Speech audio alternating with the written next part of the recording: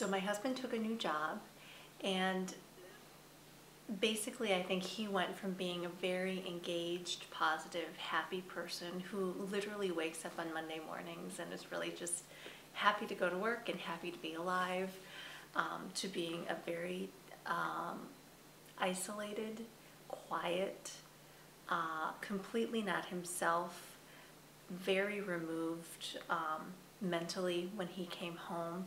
He was somebody that typically never had a problem leaving work at work.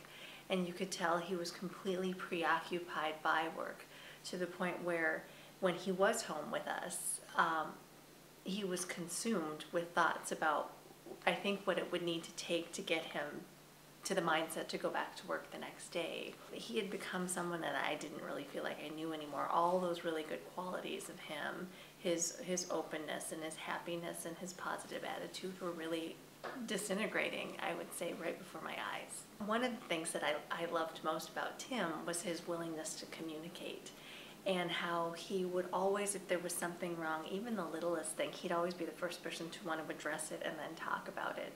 And I think that's why it was so jarring to me when he just became so silent at home. You could tell that there was something he was trying to work through. There was something he was trying to kind of come up with a solution for, and of course it was his job and how to best deal with that. And so what it was like watching someone go through various stages where they start and you can tell they're working through something in their head, and then they tend to internalize it and say, it's got to be me. I've got to try harder. I've got to change my attitude. I've got to do something different. Ugh, that's not working.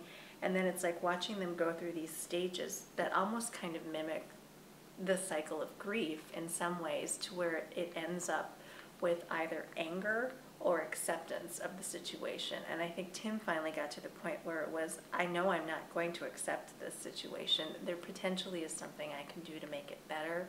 And it was the anger, I think, then coupled with the fact that he knew there is this other movement going on out there. I need to speak up.